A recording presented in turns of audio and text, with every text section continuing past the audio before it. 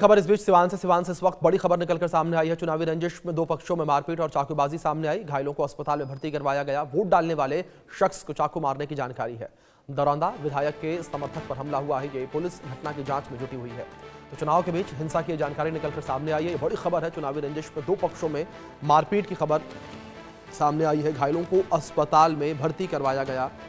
Vote डालने वाले शख्स को चाकू मारा गया है। ये बड़ी खबर है। दरौंदा विधायक के समर्थक पर हमला का आरोप है। तो सिवान से इस वक्त की बड़ी खबर निकलकर सामने आई है। चुनावी रंजिश में दो पक्षों में मारपीट और चाकूबाजी की घटना सामने आई है। घायलों को अस्पताल में भर्ती करवाया गया है। वोट डालने वाले शख्स को चाकू मारने की जानकारी जो है वो भी सामने आ रही है। और दरौंदा विधायक के समर्थक पर हमला हुआ है। सिवान से इस वक्त की बड़ी खबर निकलकर सामने आई है। चुनावी रंजिश में दो पक्षों में मारपीट और चाकूबाजी की घटना को लेकर यह अपडेट फिलहाल सामने आई है। ये बड़ी खबर जो फिलहाल सामने आ रही है, वोट डालने वाले शख्स को चाकू मारा गया, ये बड़ी अपडेट।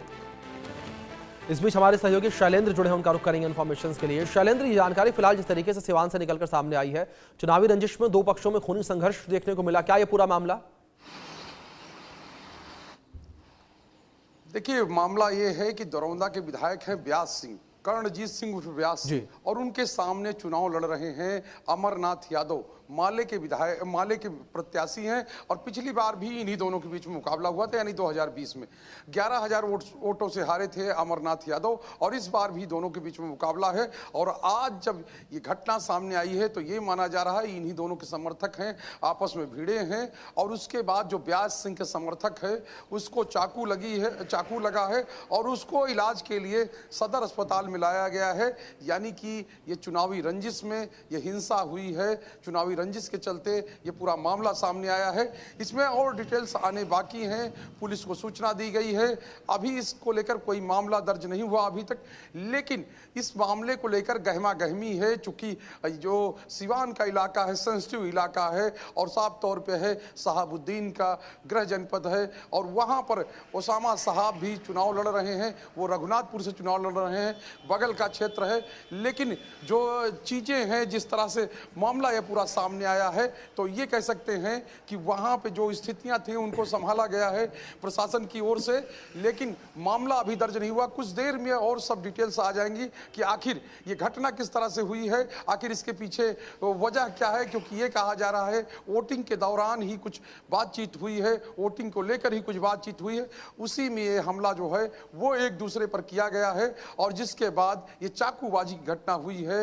और साफ तौर पे है कि अब वो जो घायल शख्स है उसको इलाज के लिए लाया गया है।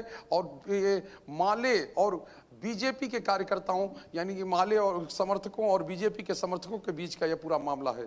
जी शैलेंद्र, दूसरी ओर जिस तरीके से यहाँ पर आरजेडी बीजेपी का जिक्र आपने किया, आरजेडी भी गंभीर आरोप बीजेपी के ऊपर लगाती नजर आ रही है। आरजेडी का कहना कि बीजेपी के द्वारा यह हमला करवाया गया। देखिए, जो मालिक जो आरजेडी की सहयोगी है, और साफ तौर पे है कि एक दूसरे पर आरोप प्रत्यारोप सुबह से ही चल रहे हैं। सुबह से ही एक तरह से कहा जाए गहमा गहमी है और तनातनी है।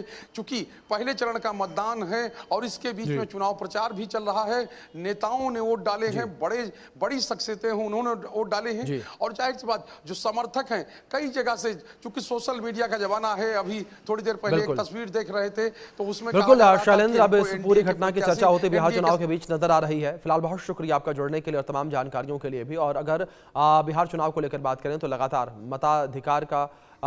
मतदाता जो है अपने मताधिकार का प्रयोग कर रहे हैं। इस बीच 10 तस्वीरें आपके स्क्रीन पर हम दिखा रहे हैं किस तरीके से दिग्गजों के द्वारा अपने मताधिकार का प्रयोग किया गया। नीतीश कुमार मतदान करने पहुंचे, बिहार के मुख्यमंत्री तेजस्वी यादव, नेता प्रतिपक्ष मुकेश सहनी, और दूसरी ओर डिप्टी सीएम जो है वो भी यहां अपने मताधिकार का प्रयोग करने के लिए पहुंचे हुए हैं। और ये तस्वीर आपके स्क्रीन पर लगातार है, आप देख सकते हैं। केंद्रीय मंत्री ललन सिंह जो है वो भी किस तरीके से